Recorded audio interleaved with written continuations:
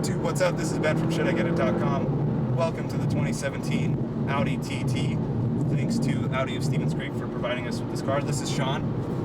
You'll probably see him in a lot of the B-roll clips of this car, and you saw him in that awesome launch at the beginning. So we're going to be talking about three things today. We're going to talk about how this car looks, how it drives, and how it is as a daily, the everyday practicality.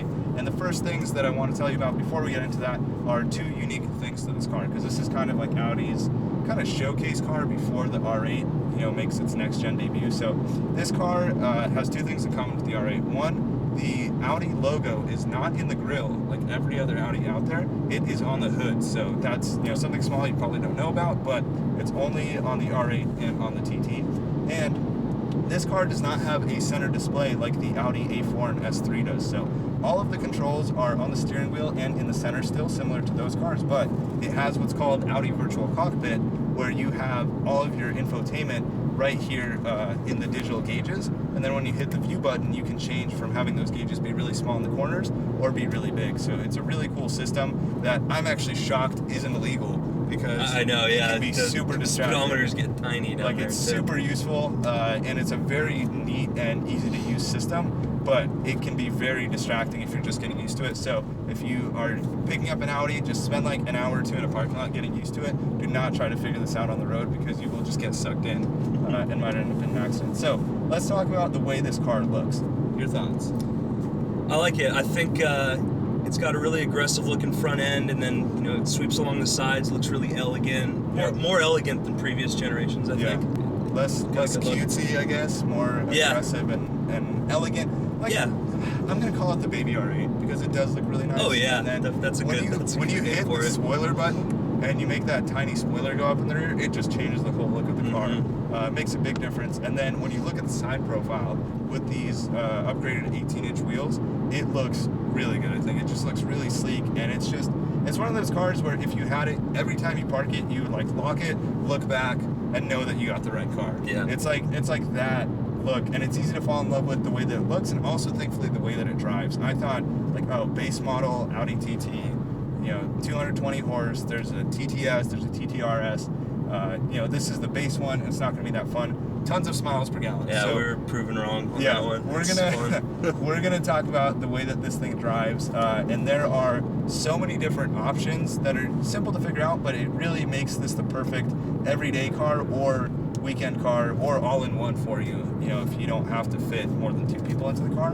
And so driving-wise, in sport and dynamic mode, which is what I recommend you drive this car in all the time, it sounds pretty good, right? You don't need an exhaust in this car. It sounds better than the 2017 GT-R. I'll give it that for sure. It's exciting to drive because it has quattro and can keep you gripping through the corners, and it launches pretty quick. This thing is it pushes you into the back of your seat, and that's surprising to me because this is the base TT, but I guess I have to give it a lot more credit than I originally envisioned. Yeah, it definitely surprised me with the launch. Power-wise, it's good. Even for the base TT, I would love to drive the TTS and experience that.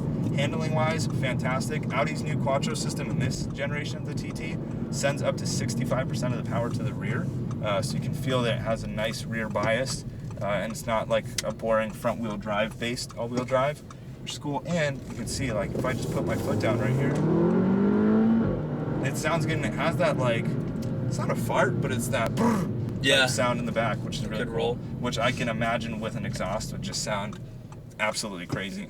It would sound very RS7 like if it had an exhaust on it. So it drives really well. If you switch it from comfort mode to dynamic, you'll feel the car gets louder, the steering gets a lot heavier in dynamic mode, and it seems to be a lot more responsive on the throttle, which it should be, and the suspension's tighter as well. This thing is so fun. But it drives very well. That's my point. And if you want, you can get 26 miles to the gallon out of it. We've been doing back road driving, so I've been getting about 16.8 miles to the gallon. But that's pretty good for the way we've been pushing it in dynamic and in sport mode. And we had the AC on the whole time, and the AC unit is actually really cool in here. So since there's no center display and there's no AC buttons down here, each air conditioning vent has a display in it. So you can turn it on the left side to turn the AC up and down. So you literally turn it, or you can tap on it to turn AC on and off. Same thing with the heated seats on the driver and passenger vents towards the doors. You either turn it or you click the button, and that will change the amount that the seats are heating. So it's a really cool integration that I've never seen in any other car, and Audi did a really good job with it, where they make everything really easy to understand, and they actually showed that you don't need the center screen here. So again, looks wise, fantastic.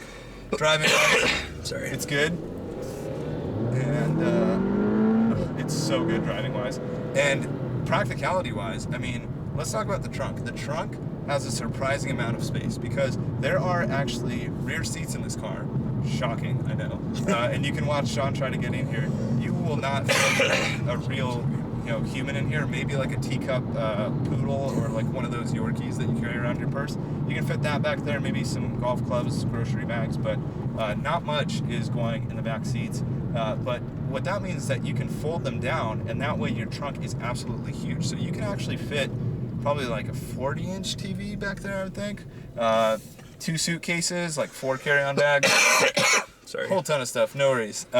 So it's very practical. It drives great. It looks great. It's got a ton of space. So if you don't need to drive more than yourself and one other person, and you want a luxury car that's also fun for the weekends and back roads, and you're an actual car enthusiast, if you don't mind not having a manual, this is the car for you. I'd highly recommend it. It is the Miata for grown men. It you is, could call it. So it's a step up. It's a fancier Miata, and it has all-wheel drive, so it's a faster Miata as well.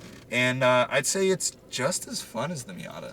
I mean, this thing won't slide around, but fun in different ways, but yeah, fun in different ways. Just as fun, yeah. It's not slow car fast. It is quick car fast, fast car fast. But anyways, I think you should get it. If you have any questions about the Audi TT, the TTS, the TTRS, feel free to stop by Audi Stevens Creek or leave a comment on this video.